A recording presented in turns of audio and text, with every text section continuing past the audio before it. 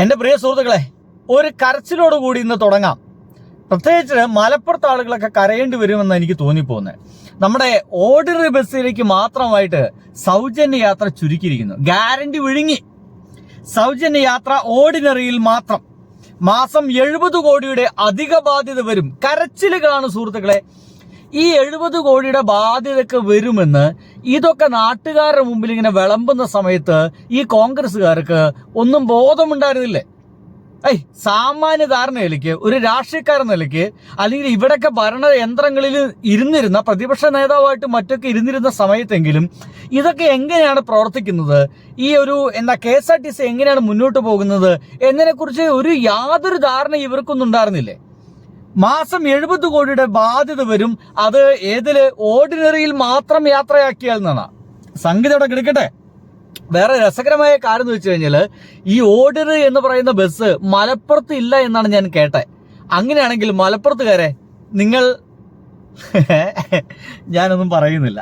എന്തായാലും ഇപ്പോ ഈ വാർത്താ സമ്മേളനം നടന്നുകൊണ്ടിരിക്കുമ്പോഴേ വളരെ ഇൻട്രസ്റ്റിംഗ് ആയിട്ട് ചില കാര്യങ്ങളൊക്കെ നടക്കുന്നുണ്ട്. ഇദ്ദേഹത്തിന്റെ വിചാരം പിണറായി വിജയൻ തന്നെയാണ് മുഖ്യമന്ത്രി എന്നാണ്. VD സതീശൻ ആ ഒരു ഹാലൂസിനേഷനിൽ നിന്ന് ഇപ്പോഴും ഉണർന്നിട്ടില്ല. അറിയാതെങ്കിലും പിണറായി വിജയനെ പോയിട്ട് മുഖ്യമന്ത്രി എന്ന് അദ്ദേഹം വിളിച്ചു കളയും. കാരണം അദ്ദേഹത്തിന് ഔറ കൊണ്ടാണെന്ന് അറിയില്ല മുഖ്യമന്ത്രി എന്ന് അദ്ദേഹം വിളിക്കുന്നത്. നിങ്ങളൊന്ന് കേട്ടോക്കിയേ. It's very interesting. നടന്നത് അതാണോ? ആ ചർച്ചയാണോ? ഈ പറഞ്ഞ കാര്യമാണോ അവിടെ ചർച്ച നടന്നത്? BJP UDF വോട്ട് ചെയ്തുകൊണ്ടാണ്. ഞാൻ മുഖ്യമന്ത്രിക്ക് മറുപടി കൊടുത്തല്ലോ നിയമസഭയിൽ. മുഖ്യമന്ത്രി നിയമത്തെ പ്രതിപക്ഷ നേതാവിന്, മുൻ മുഖ്യമന്ത്രിക്ക് കണ്ടില്ലേ? ഇദ്ദേഹം അറിയാതെയെങ്കിലും നമ്മുടെ പിണറായി വിജയനെ പോയിട്ട് മുഖ്യമന്ത്രി എന്ന് വിളിക്കുന്നത്. ആ പത്രങ്ങൾക്കും അങ്ങനെ തെറ്റുന്നുണ്ട് കേട്ടോ. ഈ നാക്കുപിഴ പലപ്പോഴും സംഭവിക്കുന്നുണ്ട്. ഇനി സംഗതി അവിടെ കിടക്കട്ടെ. ഇപ്പോ ചില വാക്കുകളൊക്കെ വളരെ വ്യത്യസ്തമായ രീതിയിലാണ് ഇപ്പോൾ മാധ്യമങ്ങൾ പ്രയോഗിക്കുന്നത്. നമ്മുടെ ഈ സെക്രട്ടേറിയറ്റിലേക്ക് പോകാനുള്ള ഒരു ഗേറ്റ് ഉണ്ടായിരുന്നു, അത് അടച്ചിട്ടുണ്ടായിരുന്നു. സമര ഗേറ്റ് എന്ന് പറയാം, അത് അടച്ചു വെച്ചിട്ടുണ്ടായിരുന്നു. അടയ്ക്കുകയും തുറക്കുകയും ചെയ്യുന്നുണ്ട്. ഇത് അടയ്ക്കപ്പെട്ടത്, നിങ്ങൾ മനസ്സിലാക്കേണ്ടത്, ഇത് കൃത്യമായിട്ട് അടയ്ക്കപ്പെടുന്നത് ഉമ്മൻചാണ്ടി ഗവൺമെന്റിന്റെ കാലഘട്ടത്തിലാണ്. സരിത എന്ന് പറയുന്ന ഒരു സ്ത്രീയെ നിങ്ങൾ ആരും മറന്നിട്ടുണ്ടായിരിക്കില്ല. 6 വീഡിയോ ഉണ്ട്. ആ 6 വീഡിയോത്തെ 5 എന്റെയാണ്, 1 എന്റെ അല്ല എന്നൊക്കെ പറഞ്ഞ ഒരു പെൺകുട്ടിയാണ്. എന്തായാലും അവരുടെ ആ കാലഘട്ടത്തിലാണ് സമരമുറുകിയതിന്റെ ഭാഗമായിട്ടാണ് ആ ഒരു ഗേറ്റ് ആദ്യമായിട്ട് പരിപൂർണമായിട്ട് അടയ്ക്കപ്പെടുന്നു കേട്ടോ. അവിടേക്ക് സമരത്തിന്റെ ആളുകളൊന്നും അവിടേക്ക് സെക്രട്ടറിയിലേക്ക് കയറാതിരിക്കാൻ വേണ്ടിയിട്ട്. എന്തായാലും ഇതൊക്കെ മറന്നു കളയാണ്. ഇതൊക്കെ മറന്നിട്ട് ഇനി ഇദ്ദേഹം പറയുന്ന നുണകളാണ്. അല്ലെങ്കിലേ ഇലക്ഷന് മുമ്പ് ഒരുപാട് നുണകൾ പറഞ്ഞിട്ടുണ്ടെന്ന് നമുക്ക് വളരെ വ്യക്തമാണ്. എന്തായാലും ഇപ്പോൾ ഇദ്ദേഹം പറയുന്ന ചില നുണകൾ, അയ്യോയ്യോയ്യോ ഇങ്ങനെ നുണ പറയരുത് എന്ന് നമുക്ക് തോന്നിപ്പോകും. കേട്ടോക്കൂ.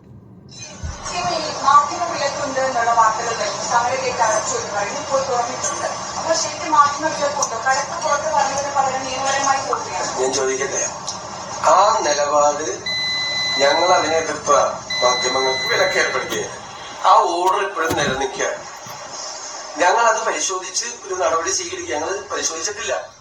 ഞാൻ എന്റെ പൊന്നു VD സതീശൻ മേനോൻ സാറേ, എന്താണത് പരിശോധിക്കാൻ ഇത്ര വലിയ താമസമുള്ളത്?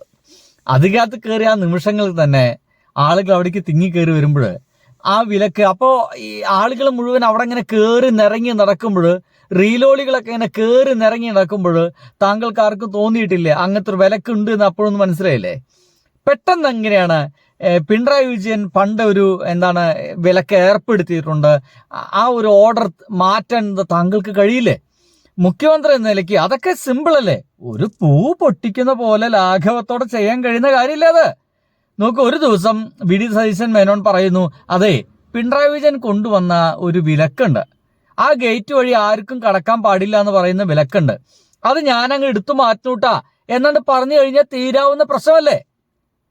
അപ്പോ സംഗതി വിലക്ക് എന്ന് പറഞ്ഞ പരിപാടി താങ്കൾക്കും ആവശ്യമാണ് എന്നർത്ഥം. അതൊരു ആവശ്യമാണെന്നേ. അതൊക്കെ ഒരു സെക്യൂരിറ്റി റീസൺസിന്റെ ഭാഗമായിട്ടാണ് ചില വിലക്കുകളൊക്കെ ചിലയിടത്ത് വേണ്ടി വരും. പക്ഷേ പിണറായി വിജയന്റെ കാലഘട്ടത്തില് അത് മാധ്യമ വിലക്കെന്നും, ഈ താങ്കൾ ഭരിക്കുന്ന സമയത്ത് അല്ലെങ്കിൽ VD സതീശൻ മേനോൻ ഭരിക്കുന്ന സമയത്ത് അത് മാധ്യമ നിയന്ത്രണമെന്നും എന്നൊക്കെ എഴുതി കാണുമ്പോഴാണ് നമുക്ക് ചിരി വരിക. എന്തായാലും ഇദ്ദേഹത്തിന്റെ ഭാഷണം കേൾക്കാം. ഞങ്ങൾ അതിന്റെ ഇടയിൽ ഗവർണറുടെ നയപ്രഖ്യാപന പ്രസംഗം, അതിന്റെ നന്ദി പ്രമേയത്തിന്റെ ചർച്ച, വൈറ്റ് പേപ്പറിന്റെ അവതരണം, ബജറ്റിന്റെ പ്രിപ്പറേഷൻ, നിരവധി ഗ്യാരണ്ടിയിൽ പറഞ്ഞ കാര്യങ്ങൾ ചെയ്യുന്നതിനുള്ള നടപടിക്രമങ്ങൾ, പടച്ചൻ, അതാണ് നമുക്ക് നെഞ്ചത്തണ്ട് കൊള്ളും. ഗ്യാരണ്ടിയിൽ പറഞ്ഞ കാര്യങ്ങളെല്ലാം അദ്ദേഹം ഇതൊക്കെ നടപ്പിലാക്കുന്നിടയ്ക്ക് ഇങ്ങനത്തെ ഒരു എന്താ പറയുക വിലക്ക് പിണറായി വിജയൻ പറഞ്ഞത് എന്താ പറയുക പരിശോധിക്കാൻ സമയം കിട്ടിയിട്ടില്ല. ഇനി പരിശോധിക്കാൻ സമയം കിട്ടിയില്ല, എന്തൊരു എളുപ്പമാണെന്നേ. ഇപ്പൊ ഇദ്ദേഹം പറയുന്നത് അത് ഞങ്ങൾ പരിശോധിച്ചുകൊണ്ടിരിക്കുകയാണ്. എന്തോരം പരിശോധനകളാണ് നടക്കുന്നത് ആലോചിക്ക്. ഭയങ്കര ഭീകര പരിശോധനകളാ. എന്ത് ചോദിച്ചാലും പരിശോധനയാണ്. ഈ പരിശോധന എന്താ അവസാനിക്കാത്ത? എന്നാണ് ഈ പരിശോധന അവസാനിക്കുക എന്നുള്ളതാണ് ആളുകളൊക്കെ കൺഫ്യൂഷൻ. ഇനി അടുത്തതൊന്ന് കേൾക്കണേ.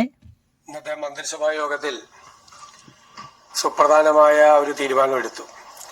സംസ്ഥാന സർക്കാരിന്റെ ഇന്ദിരാ ഗ്യാരണ്ടി പദ്ധതിയുടെ ഭാഗമായി ആദ്യ മന്ത്രിസഭാ യോഗത്തിലെടുത്ത തീരുമാനം അനുസരിച്ച് ജൂൺ 15 തീയതി മുതൽ പ്രായഭേദമന്യേ എല്ലാ സ്ത്രീകൾക്കും ട്രാൻസ്ജെൻഡർ വ്യക്തികൾക്കുമായി KSRTC ബസ്സിലെ ഓർഡിനറി സർവീസുകളിലെ ബസ്സുകളിൽ സൗജന്യ യാത്രാ സ്കീം ജൂൺ 15 മുതൽ നടപ്പിലാക്കുന്നതിന് അതിനുള്ള അംഗീകാരം കൊടുത്തിരിക്കുന്നു. അടിപൊളി അടിപൊളി, കൈയടിക്കണം. ഇവിടുത്തെ ആളുകളൊക്കെ ഗംഭീരമായിട്ട് അതിനെ കൈയടിക്കണം. കാരണം ഇവിടുത്തെ പാവം സ്ത്രീകളൊക്കെ വിചാരിച്ചത് എല്ലാ ബസ്സിലും സഞ്ചരിക്കാമെന്നാണ്. ഇപ്പോൾ ഓർഡിനറി ബസ്സിൽ മാത്രമേ സാധിക്കുകയുള്ളൂ. ഈ ഓർഡിനറി എന്ന് പറയുന്നൊരു ബസ്സുണ്ടല്ലോ, കേരളത്തിൽ എല്ലായിടത്തും കൃത്യമായിട്ട് ഓടുന്നില്ല. ഇനി വേണമെങ്കിൽ എനിക്ക് തോന്നുന്ന ഒരു കാര്യം എന്ന് വെച്ച് കഴിഞ്ഞാൽ ഈ പല ഓർഡിനറി ബസ്സും വേണമെങ്കിൽ പിൻവലിക്കാം. ഫാസ്റ്റായിട്ടും എന്താണ് ലിമിറ്റ് സ്റ്റോപ്പൊക്കെ ആയിട്ട് മാറ്റിക്കഴിഞ്ഞാൽ ഒരു ബസ്സിലും സ്ത്രീകൾ സഞ്ചരിക്കാത്ത രീതിയിലേക്ക് വേണമെങ്കിൽ ഈ ഗവൺമെന്റ് ഇതിനെ മാറ്റിക്കളയാവുന്നതാണ്. ഇതൊക്കെ വളരെ സിമ്പിൾ ആയിട്ടുള്ള പ്രോസസ്സാണ്. നാട്ടുകാരെ പൊട്ടന്മാരാക്കാണ്, ഈ പാവം സ്ത്രീകളെ പൊട്ടന്മാരാക്കി മാറ്റിയാണ്. അല്ലാതെ ഇതിനപ്പുറത്തേക്ക് വേറൊന്നും നടക്കുന്നില്ല എന്ന് മനസ്സിലാക്കണം. ഗ്യാരണ്ടിയിലുള്ള ഈ പദ്ധതി പ്രിയദർശിനി എന്ന പേരിലായിരിക്കും അറിയപ്പെടുന്നത്. ഇനിയിപ്പോ അതിന്റെ പേരിൽ തെറിയേക്കേണ്ടി വരും. വരുമാനം കണക്കാക്കിയിട്ടില്ല, പ്രായം കണക്കാക്കിയിട്ടില്ല, കണ്ടീഷൻസ് ഒന്നും ഇല്ലാതെ ആദ്യം ഓർഡിനറി ബസ് സർവീസിലാണ് ആദ്യഘട്ടത്തിലെ ഈ പദ്ധതി സൗജന്യ യാത്ര തീരുമാനിച്ചിരിക്കുന്നത്. ഇത് സർക്കാരിന് ഒരു മാസം പറയൂ 65-70 കോടിയോളം ബാധ്യത വരും. എന്തിനാണ് ഈ സങ്കടം പറയാൻ കുത്തിരിക്കുന്നത്? ഈ ബാധ്യതകളൊക്കെ ആര് ഭരിക്കുമ്പോഴും വരും. ആര് ഭരിക്കുമ്പോഴും ഇത്തരം ബാധ്യതകളൊക്കെ വരും. അതിനെ ടാക്കിൾ ചെയ്യുക എന്നുള്ളതാണ് ഒരു ഗവൺമെന്റ് ചുമതല. സ്ത്രീകൾക്ക് ഫ്രീ ആയിട്ട് യാത്ര കൊടുക്കാന്ന് പറഞ്ഞിട്ടുണ്ടെങ്കിൽ അത് കൊടുക്കണമെന്നേ. വളരെ നല്ല കാര്യമല്ല അത് VD സതീശൻ ഗവൺമെന്റ് ചെയ്താലും പിണറായി വിജയൻ ഗവൺമെന്റ് ചെയ്താലും വളരെ നല്ല കാര്യമെന്ന് തന്നെ ഞാൻ പറയും. ഇപ്പോഴത്തെ ഓർഡിനറി ബസ്സിൽ മാത്രം പരീക്ഷണമാണ്. അപ്പം തന്നെ 70 കോടി ചെലവ് വരും എന്ന് പറയുന്നത്. ഒരു മാസം ബാധ്യത വരും. അങ്ങനെ ഓരോ മാസം 70 കോടി വെച്ച് നോക്കുമ്പോൾ അത്യാവശ്യം കോടികളാണ് ഇനി വരുന്ന 5 വർഷവും ഈ ഗവൺമെന്റ് ഇതിനു വേണ്ടി ചെലവഴിക്കേണ്ടി വരിക. അത് ഉണ്ടാക്കണം. പക്ഷെ അത് ഉണ്ടാക്കാൻ വേണ്ടിയിട്ട് പാവം പിള്ളേരെ പിടിയരുത്. നമ്മൾ മനസ്സിലാക്കാൻ കഴിഞ്ഞിട്ടൊരു സംഭവം എന്ന് വെച്ച് കഴിഞ്ഞാൽ കുട്ടികളുടെ 10 രൂപയ്ക്ക് കിട്ടിയിരുന്ന ഒരു യാത്ര ടിക്കറ്റ് ഇപ്പോൾ 110 രൂപയാക്കി മാറ്റിയിട്ടുണ്ട്. ഇത് ഈ സ്ത്രീകൾക്ക് ഫ്രീ യാത്ര കൊടുക്കാൻ വേണ്ടിയിട്ട് കുട്ടികളെ പിഴിയുകയാണ്. പച്ച മലയാളത്തിൽ അതാണ്. അത്തരം പിഴിച്ചിലുകളൊക്കെ ഇനി നടക്കും. മറ്റു രീതിയിൽ എങ്ങനെയാണ് ഇതിൽ നിന്ന് ലാഭം ഉണ്ടാക്കുക എന്നൊക്കെ ആലോചിക്കപ്പെടുക എന്നുള്ളതാണ്. എന്തായാലും ഇത് കേൾക്കണം. 100 കോടി രൂപയിലധികം ഒരു വർഷത്തിൽ KSRTCക്ക് അതിന്റെ വരുമാന കുറവ് വരും. ആ പണം സർക്കാർ KSRTCക്ക് നൽകും. ഇപ്പോ വെരി ഗുഡ്. KSRTCക്ക് 1500 കോടി. എന്തായാലും അത് വളരെയധികം എന്താ പറയാ സമ്മതിച്ചു കൊടുക്കേണ്ട കാര്യമാണ്.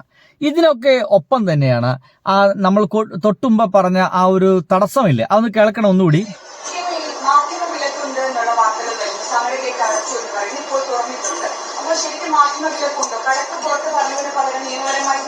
ഞാൻ ചോദിക്കട്ടെ, ആ നിലപാട് ഞങ്ങൾ അതിനെ എതിർത്ത മാധ്യമങ്ങൾക്ക് വിലക്ക് ഏർപ്പെടുത്തിയത് ആ ഓർഡർ ഇപ്പോഴും നിലനിൽക്കുകയാണ്.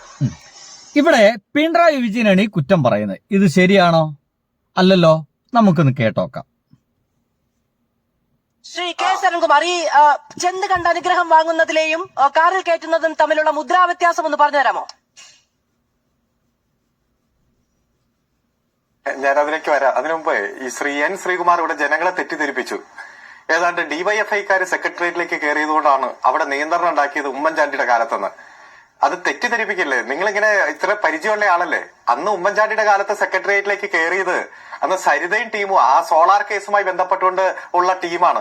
അതിലെ പ്രതികളെ കൃത്യമായി പരവതാനി വിരിച്ച് സ്വീകരിച്ചത് ജിക്കു ജോപ്പൻ എന്ന് പറയുന്ന ഉമ്മൻചാണ്ടിയുടെ സ്റ്റാഫൊക്കെയാണ്. അതുപോലെ തന്നെ ഏതോ ഒരു മാനസിക രോഗി അടക്കം മുഖ്യമന്ത്രിയുടെ കസേരയിൽ അന്നത്തെ കാലത്ത് കയറി എന്നൊക്കെ പൊതുസമൂഹത്തിൽ ഇപ്പോഴും വാർത്തയുണ്ട്. അതുകൊണ്ട് ആ ഉമ്മൻചാണ്ടിയുടെ ഭരണം ഒന്ന് നിങ്ങൾ ഓർമ്മിപ്പിക്കാൻ ശ്രമിപ്പിക്കല്ലേ എന്ന് മാത്രമാണ് ഈ അവസരത്തിൽ പറയാനുള്ളത്.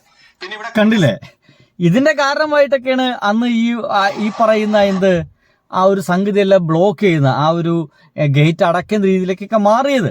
അല്ലാതെ അത് പിണറായി വിജയന്റെ നെഞ്ചത്തേക്ക് ഇടുക എന്ന് പറയുന്നത് ശരിയായിട്ടുള്ളൊരു പരിപാടിയല്ല. ഇനി കഴിയുന്നില്ല കേട്ടോ, വളരെ സംഭവകരമായിട്ടുള്ള കാര്യങ്ങളാണ്. എന്തായാലും സ്ത്രീകളുടെ യാത്രയൊക്കെ നടക്കട്ടെ. ഒപ്പം തന്നെ നിങ്ങൾ തന്നെ ഇറക്കിക്കൊണ്ടിരിക്കുകയല്ലേ? അല്ല, നിങ്ങളുടെയൊക്കെ സ്ഥാപനങ്ങൾ തന്നെയല്ലേ ഇറക്കിക്കൊണ്ടിരിക്കുന്നത്? വരെ തന്നെ എല്ലാം കൂടി ഒരു ഗവൺമെന്റ് ഒരു മാസത്തിനുള്ളിൽ തീരുമാനം എടുത്തു കഴിഞ്ഞാൽ എവിടെ പോയി നിൽക്കും? നിങ്ങൾ ആലോചിക്കുക. ശരിയാണ്.